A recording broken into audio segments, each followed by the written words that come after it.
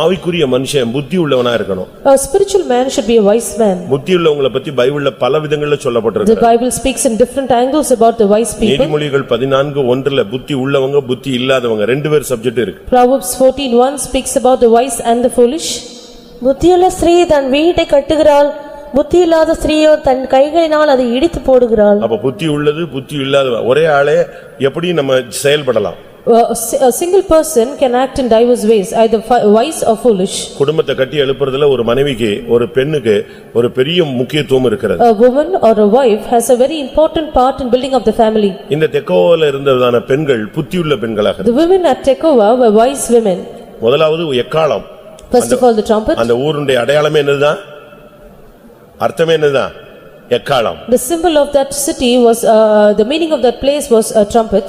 எப்பொழுதும் உன் கையில ஒரு எக்காளம் இருக்கணும். You should always hold a trumpet in your hand. சமயம் வரும் பொழுது நீ ஊதணும். At the apt time you should blow it. நீ ஊமையா இருக்க கூடாது. Do not be dumb. உன் ஸ்தானத்தை பாதுகாக்கிறதுக்காக மௌனமா இருந்திர கூடாது. Do not be silent to preserve your position. அப்படிதானே? Isn't that true? உங்க ஸ்தானத்தை காப்பாத்துறதுக்கு உங்களுடைய மானத்தை காப்பாத்துறதுக்கு உங்களுடைய பொசிஷனை விடாம இருக்கிறதுக்காக அப்படியே ஊமை மாதிரியே போக கூடாது. Do not be silent and dumb just because you ought to preserve your position and your place and your name. ஒருத்தன் வந்து எப்பொழுது யாரு சூடா பிரசங்கம் பண்ணிட்டா அவன் அல்லேலூயான்றான். There was a person who would always shout hallelujah if anyone will give a good message. இப்ப ஒரு வார்த்தை சூடா அப்படி ரத்தம் கொதிக்கிற மாதிரி ஒரு எழுப்புதலான ஒரு வார்த்தை வந்துச்சுன்னா அந்த விசுவாசிக்கு என்ன செய்ய முடியாது? அந்த பையனுக்கு சும்மா இருக்க முடியாது. If there was a word of revival that was pronounced, then he could not say silently, he would shout hallelujah. கத்தி கூச்சல் போட்டுருவான். He will make a loud noise. அது ஒரு விதத்துல எழுப்புதலா இருந்தாலும் மற்றொரு விதத்துல டிஸ்டர்பாவே இருந்துச்சு. On one side it was a revival, but on the other side it was a disturbance. அப்ப அந்த பாஸ்டர் என்ன பண்ணாரு? What did the pastor do then? அடுத்த வாரம் அவங்க சர்ச்சில் ஒரு ஃபாரினர் வந்து பிரசங்கம் பண்ண வர்றான். Very next week there was a foreigner who came to deliver the message. அதனால என்ன பண்ணாரு? So what did the pastor do? இவனை கூப்பிட்டாரு. He called him. இவன் ஏழ்மையான ஆளு. He was a poor man.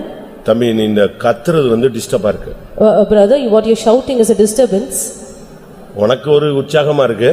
Maybe you are cheerful. But திடீர்னு நீ கத்த நான் ஒரு பிரசங்கம் பண்ணிட்டு இருக்கேன் நீ ஒரு கத்துக்கறீனா எல்லாம் ஒண்ணே பார்க்க திரும்ப சிரிக்க ஒரு டிஸ்டர்பன்ஸா இருக்கு. When I am preaching and you all of a sudden shout hallelujah and everybody is disturbed, the attentions are turned to you. அடுத்த வாரம் வெளிநாட்டுல இருந்து ஒருத்தர் வர்றார். Next week there is a person from abroad. நீ என்னத்தையாவது பிடிச்சு கத்தி கூட கூடாது. Do not shout anything in between. ஒரு அசிங்கமா போய்டும். It will be difficult to bear it. அதனால அடுத்த வாரம் நடக்கிற கூட்டத்துல ஒரு கூட்டத்துல கூட நீ சத்தம் போட கூடாது. In the meetings, in the forthcoming meetings, never make any noise. அப்படி நீ சத்தம் போடாம இருந்தால் So if you do not make any noise, உனக்கு செருப்பு இல்லன்னு நினைக்கிறேன் நான் உனக்கு ஒரு செருப்பு வாங்கி தரேன். You do not have a pair of slippers, I will get you a pair of slippers. அவன் பார்த்தான் ஓகே சரி சரி. He agreed to his அடுத்த வாரம் நான் கத்தவே மாட்டேன். Very next week I will not shout at all. முதல் நாள் பிரசங்கம் ஃபாரினர் அடிச்சு பிரசங்கம் பண்றாரு இவனுக்கு கண்ட்ரோலே கிடைக்க மாட்டேங்குது ஆனாலும் செருப்பு தான் நிக்கிறான். The first day the foreigner was giving a very good message and he could not control himself, but he was only considering the slippers. Local pastor அவனே பார்த்துட்டு இருக்காரு என்னத்த பண்ணிடுவானோன்னு பாக்குறாரு. பட் அவன் கண்ட்ரோல் பண்ணிட்டான். ஒரு நாள் கூட்டம் success. The local pastor was watching him what he would do, but he controlled himself and the first day's meeting was a success. அடுத்த நாள் கூட்டம். The next day's meeting. அதுல இன்னும் சூடு பிடிச்சு பிரசங்கம் பண்றாரு ஃபாரினர். அவர் ফুল திறமையும் காட்டுறார். The foreigner was showing all his capability in his message. இவனுக்கு என்ன பண்ணனே தெரியல. He just did not know what to do. ஆனாலும் இந்த ஒரு செட்டு செருப்பு முன்னால வந்ததனால அவனால சரி செருப்பு வருது நம்ம கிடைக்குன்னு சொல்லிட்டாரு அமைதியா இருக்கும்ட்டான். So just because a pair of slippers was before his eyes, he wanted to be silent. But கடைசி நாள் வந்துருச்சு. The final day. அவர் கடைசி நாள் எக்காலத்தை ஸ்பீட் பண்றார். full swing பண்றார். He was loudening his trumpet. இவன் தம் பிடிச்சு பார்த்தா முடியல அவனுக்கு. He tried to control himself. கடைசில செருப்பு கிடைச்சாலும் சரி செருப்பு கிடைக்காட்டாலும் சரி அல்லேலூயான்ட்டான். Finally he shouted saying whether I get the slippers or not, he said hallelujah. அவனை சும்மா விட்டுருந்தா என்ன சொல்லிருப்பான்? If he was left alone, what would he have said? அவனை சும்மா விட்டுருந்தா அல்லேலூயாவோட எழுப்புதலோட முடிச்சிருப்பான். இப்ப எதையும் சொல்லிட்டான், பழைய கதையும் பாஸ்டர் கதை எல்லாத்தையும் சேர்த்து சொல்லிட்டான். செருப்பு கிடைத்தாலும் சரி செருப்பு கிடைக்காட்டாலும் சரி அல்லேலூயா. ஏன்னா அவனை கண்ட்ரோல் பண்ண முடியல. Now he opened up the pastor's matter and he said whether I get the slippers or not, I will say hallelujah. உங்களுக்கு எப்படி இருக்கு? உங்க வாயில எக்காளம் இருக்கா? Do you have the trumpet in your mouth? இயேசுவை சொல்ல வேண்டிய இடத்துல சொல்லிடணும். Proclaim Jesus wherever you ought to. அந்த டைம்ல நீ வந்து விதைச்சிரணும். At the right time sow the seed. அப்படிதானே உலகத்துல என்ன சொல்றாங்க? What do they then the word? காத்து உள்ள போது சுற்று. Make hay while the sun shines. பருவத்திலேயே என்ன செய்ய பயிர் செஞ்சிரு. கரெக்ட் அந்த டயத்துல நீ விதைச்சிரணும். At the right time you have to sow the seed. நம்ம அப்படி செய்யறது இல்லையே. We do not do that. நீ ஒரு எக்காலமா இருந்தாதான் நீ கடைசி காலத்துல நீ கேப்ப. If you are a trumpet only, then you can hear the last trump. இரண்டாவது தெக்கோவா புத்தியுள்ளவர்கள் எவ்வளவு இடம். Secondly, Tekoa are wise people. ஒரு ஆவிக்குரிய மனுஷன் எப்பொழுதும் புத்தியுள்ளவனா A spiritual man is always a wise man. புத்தினா என்ன? What is wisdom? புத்தினா என்ன? What is wisdom? யோபு 29:29 நினைக்கிறேன். Job chapter 29 verse 29. 28 சாரி. மனுஷனை நோக்கி இதோ ஆண்டவருக்கு பயப்படுவதே ஞானம், பொல்லாப்பை விட்டு விலகுவதே புத்தி என்றார். பொல்லாப்பை விட்டு விலகுவதுதான் என்னது? புத்தி. To depart from evil is understanding. வேற ஒண்ணு பெரிய புத்தி கிடையாது. There is no other great understanding that you ought to have. ஒரு குடும்பத்தை கட்டணும் அப்படினா பொல்லாப்பை விட்டு அந்த பெண் விலகிட்டானா புத்தியுள்ள ஸ்திரீ தன் வீட்டை கட்டுகிறார். If you ought to build your family, only if the woman will depart from evil, she builds up the family. பொல்லாப்புக்குள்ள சிக்கிட்டானா அவ குடும்பத்தை ஒளிச்சிட்டானா. She is entangled in evil, then she is destroying her family. ஏசாயா 57:2 என்ன சொல்லுகிறது? Isaiah chapter 57 verse 2, what does it say? புத்திவான்கள் எடுத்துக்கொள்ளப்படுகிறார்கள். The wise men are taken up. நேர்மையாய் நடந்தவர்கள் சமாதானத்துக்குள் பிரவேசித்து. ஒன்னாம் வசனம்.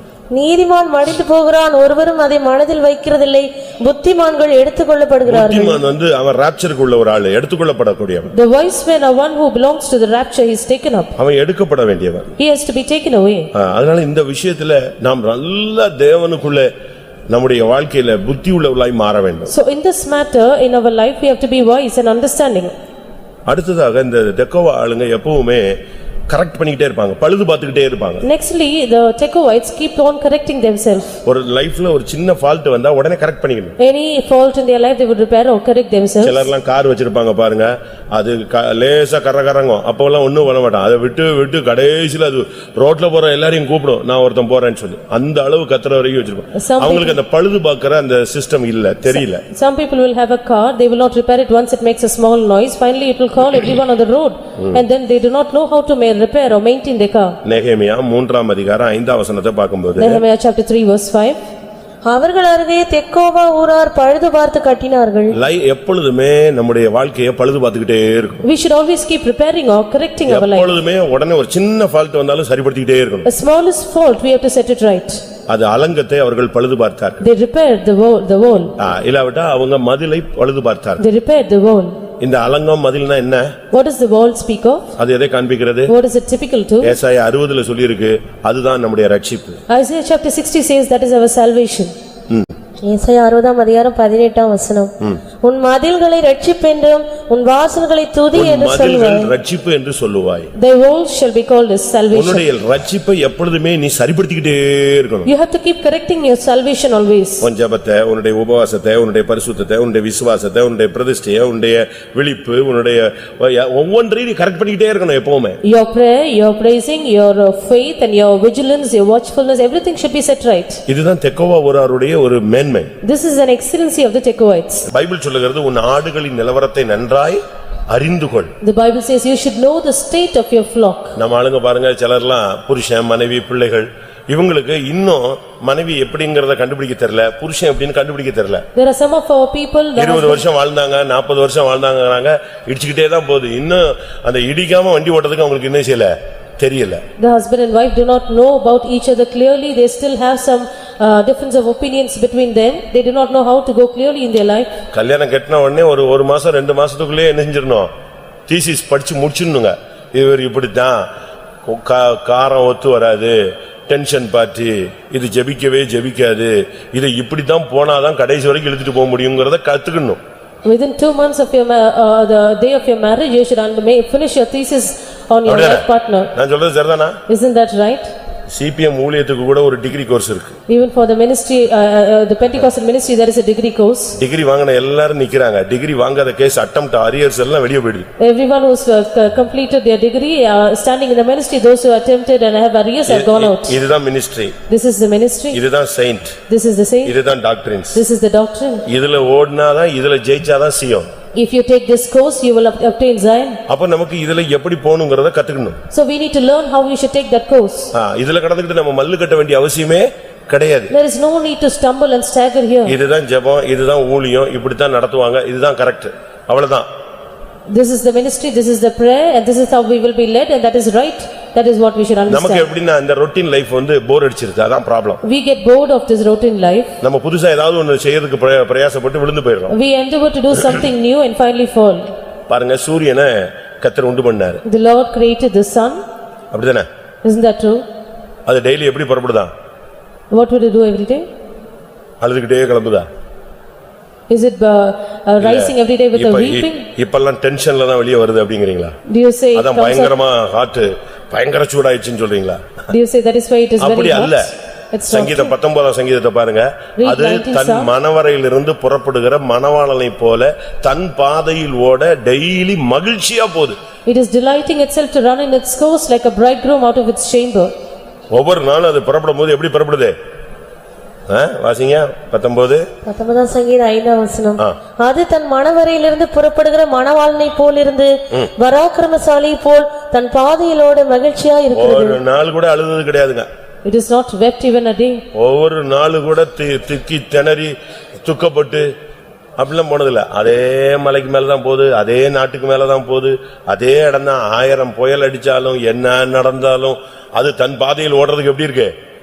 மகிழ்ச்சியா போகுது. It is delighting to take its course in the race. Whatever be the circumstances, whether it is storms or winds which is rising, it will go in its own course. நீ ஒரு மேய்ப்பன். You are a shepherd. மெதுவாய் நடத்துற நேரத்துல அழகா மெதுவா நடத்தணும். When you are gently led, you have to gently lead them. அப்படிதானே? Isn't that true? ஏசா வந்து யாக்கோபை கூப்பிடுறான். Esau called Jacob. நம்ம போலாம், நம்ம ரெண்டு பேரும் முன்னால போலாம். Let us go before. அதுக்கு யாக்கோபு என்ன சொன்னா? What did Jacob reply? என்ன சொன்னா? ஒரு நாள் விரட்டி நடத்தணும்னா ஆடுலாம் நெஞ்சிரும், செத்து போயிடும். நீங்க போங்க, நான் மெல்ல வர்றேன். If I will drive out these young ones, the flock, they will all die. Therefore you go before, I will follow. உனக்கு தெரியணும். You should know. நான் ஒரு பையனை வந்து ரொம்ப சேட்டை பண்ணிட்டான், அதனால அவனை கண்டிக்கணும்னு நான் டைம் போட்டுக்கிட்டே இருந்தேன். There was a mischievous boy who I was targeting to set him right.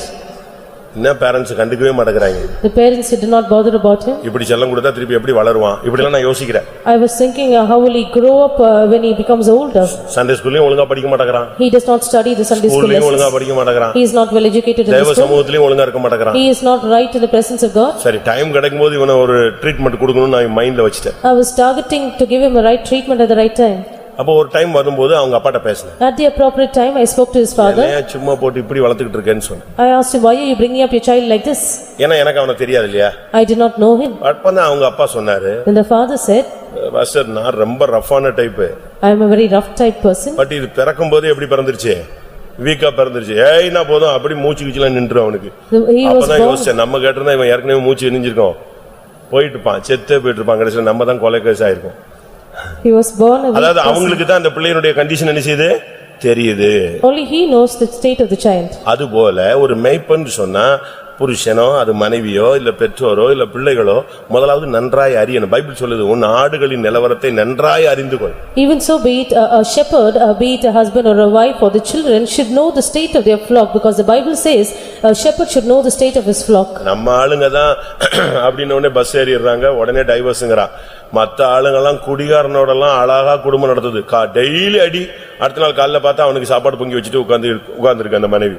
வீட்டை விட்டுலாம் ஓடுறது கிடையாது. நம்ம கேஸ் தான் ஓடுறதுக்கு புதுசா ட்ரைனிங் எடுத்து வச்சிருக்காங்க. Our people want to divorce the very moment they hear a noise from the other side, but the other people are not like that. They are being smitten and beaten every day. Very next morning they make food for their husband. Daily அடி வாங்கும்.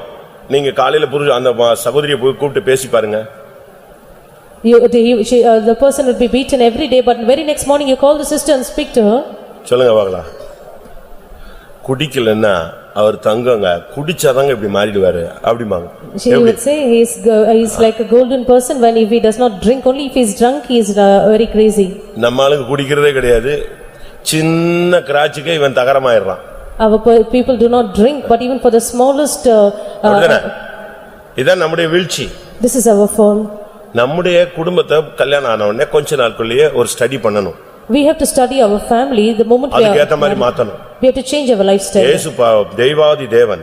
Jesus is the Lord of Lords. மனுஷனுக்காக எப்படி மாத்தினாரு? How did he become for man? எப்படி மாத்தினாரு? How did he change himself? அடிமையின் ரூபமாய் வந்தார். He took the form of a man, a servant. மனித சாயலானார். He took the form of a servant. ஒரு சாதாரண தச்சனா மாறினார். He became an ordinary carpenter. ஒரு சாதாரண ஒரு கோழை போல அடிபட்டு செத்தார். He was being smitten and he died like a coward. ஏன்? Why? இந்த மனுஷனுக்காக தன்னை அப்படி மாத்தினார். He changed himself for this man. அதுபோல ஒரு தாயோ தகப்பனோ புருஷனோ மனைவியோ அந்த இடத்துக்கு ஏத்த மாதிரி மாத்தணும். Or a wife or a husband should change according to the place. அடுத்து துக்கங்களை சுமப்பது. They to bear the grievances. துக்கங்களை சுமப்பது. He bore our grievances. நம்ம என்ன செய்றோம்? What do we do? நம்ம யாராவது துக்கமா இருந்தா என்ன செய்வோம்? கரெக்ட்டோம். இருக்கட்டும், அழுகாங்களா, அழட்டும், நல்லா அழட்டும், அப்படியே புத்தி வரட்டுன்னு போயிட்டே இருப்பான். If somebody is sorrowful, if they are weeping, we will say let them at least have a right mind by weeping. Elkanah அப்படி அவன் அப்படிப்பட்ட ஆள் கிடையாது. But Elkanah was not such a man. எப்படி பண்ணல? How did he do? ஒரு trip அவ சாப்பிடல, உடனே வந்து என்ன கேட்டான்? ஒன்னு சாம்பேல் 1 நீ ஏன் அழுக? 7ஆம் வசனமா? 8ஆம் வசனம். First Samuel chapter 1 verse 8. அவன் புருஷனாகிய எல்கானா அவளை பார்த்து, அண்ணாளே ஏன் அழுகிறாய்? ஏன் சாப்பிடாதிருக்கிறாய்? ஏன் சஞ்சலப்படுகிறாய்? இப்படி யாராவது கேட்டாங்களா? Has anyone asked like this? உங்க வீட்ல இப்படி யாராவது கேக்குறாங்களா? Is anyone questioning you like this? கேட்டாதான் பிரச்சனையே இல்லையா? If such questions are risen up, then there is no problem at all. சாப்பிடல, நீங்க யாராவது கேக்குறீங்களா? The husband is not eaten, does anyone question him? ஒருத்தர் கேட்டேன், நீங்க அவங்க வந்தா உடனே அதெல்லாம் நான் எடுத்து எல்லாம் டேபிள்ல வச்சிட்டா முடிஞ்சு போச்சு, என் டைம் முடிஞ்சிச்சு. I asked the person, if he will come, how will you serve? I have placed it on the table, my time is over. இவங்க ஆபீஸ் டைம் மாதிரி தூங்குற டைம். அதனால இந்த டைம் வந்துருச்சுன்னா அதுக்கு பிறகு முன்னால வரலன்னா அவருக்கு என்னது எல்லாம் எங்க இருக்கும்? டேபிள்ல இருக்கும், இல்ல ஹாட் பேக்ல இருக்கும், இல்ல ஓவன்ல ஒரு சூடு பண்ணி சாப்பிட்டுக்கணும். The time of sleep has come, it's like the office time, they will go to bed and it will be placed on the table, the person has to come and heat it in the oven, or from the hot case he has to eat it. அவர் சாப்பிட்டாரா என்ன ஒண்ணுமே தெரியாது. She does not know whether he had his food or not. இதனால குடும்பங்கள் சிதைந்து போகிறதுக்கு காரணம். This is the reason for the families to be scattered. முந்தில இந்த census எடுக்க வருவான், எங்க உங்க வீட்டுக்காரர் பேர் என்னன்னா சொல்ல மாட்டாங்க. In the early days they will not make mention of their husband's name. பையனை கூடுவாங்க, they will call the son. அப்பா பேர் சொல்லு அப்படிம்பாங்க. Tell your father's name. இப்ப அப்படி இல்லையா? Now it is not so. இப்ப அப்பாவை இவங்களே தான் என்ன எப்படி பேரை சொல்லி என்ன செய்றாங்க? வாங்க வா இங்க வான்னு சொல்றான், அவனு போறான், என்ன பண்றது? அப்படி ஆயிப்போச்சு. They will call the father or the husband by their name and the person walks after them. Social வந்துருச்சு. They become very social. இன்னைக்கு வாழ்க்கையில குடும்ப அமைப்பு சரியான விதத்தில் அமையாததுக்கு காரணம் பல காரணங்கள், இது ஒரு காரணம். Because the families are not set rightly, one of the reasons for this is the same. துக்கங்களை சுமப்பது. To carry the sorrows. என்ன விஷயம்? இன்னைக்கு என்ன டல்லா வந்தீங்க? என்ன ஆபீஸ்ல பிரச்சனையா? நம்ம ஜெபிக்கலாம், கர்த்தர் நம்மோடு இருக்கிறாரு, நாளைக்கு கர்த்தர் வாயை கட்டுவாரு, நீங்க போங்க, நான் முழங்கால நிக்கிறேன், நீங்க பாருங்க. இப்படி சொல்றதுக்கு யாராவது பூஸ்ட் பண்ணி ஏற்ற துணை எங்கயாவது இருக்கா? If there is a right life partner for them to boost up the husband saying, what is the problem? Why are you dull? We will pray tomorrow. I will be on my knees. You can go. The Lord will bind their mouths and so on. அப்படி யாராவது இருக்கீங்களா? Is there any such person here? கொஞ்சம் late ஆயிடுச்சு, பிரச்சனை என்ன, எதுக்கு, என்னாச்சு? பரவாயில்ல, விட்டுருங்க, பாத்துக்கலாம், நம்ம ஜெபம் பண்ணுவோம். Your husband is a little late. You can ask him what is the problem, why, and okay, you can let it go. He will pray. பால் அவர்கள் இந்த ஊழியத்தை தொடங்கும்போது, When Pastor Paul, when he founded this ministry, ஒரு Australian ministry ஒரு 3 பேர் சேர்ந்து, missionaries 3 பேர் சேர்ந்து ஒரு மீட்டிங் வச்சாங்க. There was 3 Australian missionaries who conducted a meeting. அந்த மீட்டிங்ல தான் இவர் ஊழியத்துக்கு ஒப்பு கொடுத்தாரு. In that meeting he gave up his dedicated himself for the ministry. ஒரு மீட்டிங்ல இவருக்கு அபிஷேகம் கிடைச்சது. In one meeting he received the anointing. ஒரு மீட்டிங்ல இவர் ஊழியத்துக்கு ஒப்பு கொடுத்தாரு. The other meeting he gave himself for the ministry. அப்ப அவங்க சொன்னாங்க ஒரு ஃபெய்த் மினிஸ்ட்ரி ஒரு ஆள் ஸ்டார்ட் பண்ணுவாருன்னு சொன்னாங்க. Then they said a person will begin or found the faith ministry. நம்ம சர்ச்சுக்குலாம் பேர் என்ன வச்சிருக்கோம்? ஃபெய்த் ஹோம்னு வச்சிருக்கோம். That is why our churches are called the faith home. எதனால விசுவாசத்துல கிடைப்பது? Anything we acquire by faith. இப்போ இவர் வீட்டுக்கு கிளம்பினாரு. Now he went back to his house. 5 பிள்ளைங்க அவருக்கு. He had 5 children. இப்போ எந்த மினிஸ்ட்ரிக்கு ஒப்பு கொடுத்திருக்காரு? What is the ministry that he is given to? அங்க கூட்டத்துல கேட்கும்போது எழுப்புதலா இருந்துச்சு, ஒப்பு கொடுத்துட்டாரு. So in the meeting which was a great revival, he surrendered himself. வீட்டுக்கு வர பாரம் அழுத்த ஆரம்பிச்சிருச்சு. எப்படி 5 பிள்ளைகள் நம்ம கரை சேர்க்கிறது, வேலையை விட்டுறணும், ஃபுல்லா ஃபெய்த், இது எப்படி இவள்கிட்ட கேட்கலையே, யாரு வீட்டுல எலும்பு இருக்கு, என்ன பண்றது? As he got closer to his house, he had a greatest doubt, how there are 5 children, how are we going to do? His bone is at home, what to do? இப்ப வீட்டுக்கு போயாச்சு. He got back home. அவங்க கேட்டாங்களா? She asked him. 2 நாள் ஒழுங்கா கூட்டத்துக்கு போகும்போது நல்லா தெளிவா வந்தீங்க, இன்னைக்கு என்னாச்சு டல் ஆகி போயிட்டீங்க? 2 days you were very brighter as you returned from the meeting, but what is the matter today? You are very dull. இன்னைக்கு என்ன கூட்டத்துக்கு போயிட்டு இப்படி டல்லா வரீங்க? You returned home very dull after the meeting. சொன்னாரா இப்படி ஒரு ஃபெய்த் மினிஸ்ட்ரி பத்தி சொன்னாங்க, நான் ஒத்துக்கிட்டேன். They mentioned about the faith ministry, I agreed to it. வேலையை விட்டுறணும். resign my job, வேலையே பார்க்க பிழைப்புக்கு எடுத்த வேலையிலே போக கூடாது. should not go to earn money at all, யாவன்டையும் கை ஏந்தி வாங்க கூடாது. never stretch out your hand to earn money at all, மாச சம்பளமே கிடையாது. no monthly income, சந்தாதாரரே கிடையாது. there are no subscribers, full prayerல நிக்கணும்ங்கறாங்க. they begin with prayerfully. எனக்கு கேட்கும்போது ஆவியானவர் ஓகே பண்ண சொன்னார், பண்ணிட்டேன். The Spirit of the Lord asked me to agree to it, I agreed. 5 நம்ம 2 7 எங்க வண்டி ஓட்டுறது? The 5 before us and 2 of us together, 7 of us, how can we run the life? அப்ப அவங்க சொன்னாங்களா? Then she said, ஒப்பு கொடுத்துட்டீங்கல்ல கர்த்தருடைய you சன்னிதானத்துல, have surrendered in the presence of God, திருப்பி ஏன் யோசிக்கிறீங்க? then why do you think twice? ஒண்ணுமே கிடைக்கலன்னா பைப்ல வர்ற தண்ணியை குடிச்சிட்டு நம்ம என்ன செய்யலாம்? விசுவாசத்துல நிக்கலாங்க. Even if we do not get anything, let us drink the water that comes from the pipe and stand for faith. உண்மையா சொல்றியான்னு கேட்டாராம். He asked him, are you telling truly? அப்படி நிக்க முடியுமா உன்னாலன்னு கேட்டாராம். Can you stand like that? நிக்கலாங்க. She agreed. அதுக்கு பிறகு அவர் ஊழியத்துல strong ஆனார். After then he became stronger in the ministry. நம்ம ஆளுங்க அப்படியே அதா இருக்கா? Is there any such people like that here? யாராவது இருக்கீங்களா? Anyone like that? சொல்லுவாங்க முதல்லயே தெரியும் இருந்தாலும் ஊழியத்துக்கு போயிடுவான்னு ஏதாவது பண்ணிடுவான்னு தெரியும் அப்படிமாங்க. They would say even at the beginning we know this person will get into the ministry or do something like this. ஒருத்தர் சுமக்கணும். You have to carry one another's sorrows. முகம் மாறிடுச்சுனா ஏன் என்ன ஏதுன்னு கேட்டு அன்னைக்கு உட்கார்ந்து சூரியன் அஸ்தமிக்கிறதுக்கு முன்னால எரிச்சல் என்ன செஞ்சிரணும்? தணிஞ்சி எல்லா துக்கத்தையும் ஷேர் பண்ணி முடிச்சிடணும். If the countenance will fall, you should inquire what is the matter, and before the sun would set, and you have to bring down the anger. லூக்கா 14:27 பார்க்கும் பொழுது Luke 14:27 சிலுவையை சுமத்தல், to bear the cross. தன் சிலுவையை சுமந்து கொண்டு எனக்கு பின் செல்லாதவன் எனக்கு சீஷனா இருக்க மாட்டான். சிலுவை சுமப்பது, bearing the cross. இந்த மார்க்கம் ஒரு சப்ஜெக்ட் சிலுவை சுமப்பது. One of the subjects of this religion is to bear the cross. அற்புதம் நடக்கும், அதிசயம் நடக்கும், அதெல்லாம் ஒரு பகுதி. Signs and wonders and miracles are one side. வியாதி சுகமாகும், sickness is healing. இதெல்லாம் ஒரு starting stage. These are the beginning stages. But final வரும் பொழுது ஒரு பேப்பர் இருக்கு, என்னது? cross. In the final you have one paper that is called the cross. அது நீ சீயோனுக்கோ எருசலேமுக்கு போறதுக்கு முன்னால இது கிராஸ் ஆயிடும் ஒண்ணே. Before you get to Zion or Jerusalem, this subject will cross you. அப்படிதானே? Isn't that true? எப்படினாலும் இந்த சிலுவையை சுமக்கிற ஒரு டைம் உனக்கு உண்டு. There is one time of your life wherever you have to bear the cross. ஒருவேளை அது சின்ன வயசுலயே வந்திரலாம், perhaps in your early stages, இல்ல மிடில் ஏஜ்ல வரலாம், or in your middle age, இல்ல லாஸ்ட்ல வரலாம், or in your older ages. ஆனா எந்த நேரத்துல வந்தாலும் இந்த சிலுவையை சுமக்கணும். Whichever time it be, you have to bear the cross. தன் சிலுவையை எடுத்துக்கொண்டு என்னை பின்பற்றாதவன் எனக்கு சீஷனா இருக்க முடியாது. He that taketh not his own cross and follows after me is not my disciple. ஒருவேளை உன் புருஷனே உனக்கு சிலுவையா இருக்கலாம், perhaps your husband might be your cross, உன் மனைவியே உனக்கு Siluvaiya your wife might be your cross, உன் கர்ப்பப்பிறப்பான பிள்ளைகளே உனக்கு என்ன இருக்கலாம்?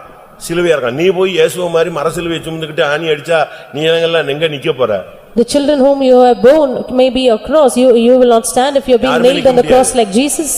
நம்ம எல்லாம் மர சிலுவை சுமக்கிறது இல்ல. We do not bear wooden crosses. ஆனா உங்க குடும்பத்துல இருக்கிற ஜீவனுள்ள சிலுவையை சுமக்கணும். We are bearing the lively crosses in our family. இன்னைக்கு பிள்ளைகளை अनेक பெற்றோருக்கு சுமக்க முடியலையே. Many parents are unable to bear their children today. ஏன்னா அவங்க படுத்துற கொடுமை சிலுவையை விட கொடூரமா இருக்கு. Because the cruelty that we face because of them is greater than the cross. உன் மனைவியோ உன் பிள்ளைகளோ உன் குடும்பமோ உனக்கு ஒரு சிலுவையாக இருக்கலாம். Your wife, your husband or your family might be a cross. இதையும் நீ சுமக்க வேண்டும். But you should bear this too. கர்த்தருடைய பரிசுத்த நாமத்துக்கு மகிமை உண்டாவதாக. Glory be to the holy name of the Lord. கர்த்தருடைய வார்த்தை உன் வாயில இருக்கணும். Let the word of the Lord be in your mouth. நீ ஒரு புத்தியுள்ள ஸ்திரீயாக இருக்கணும். You be a wise woman. நீ எப்பொழுதும் கர்த்தரை நம்பணும். Always trust in the Lord. உன்னுடைய வாழ்க்கையை எப்பொழுதும் நீ பழுது பார்த்துக்கிட்டே இருக்கணும். Repair and correct your life always.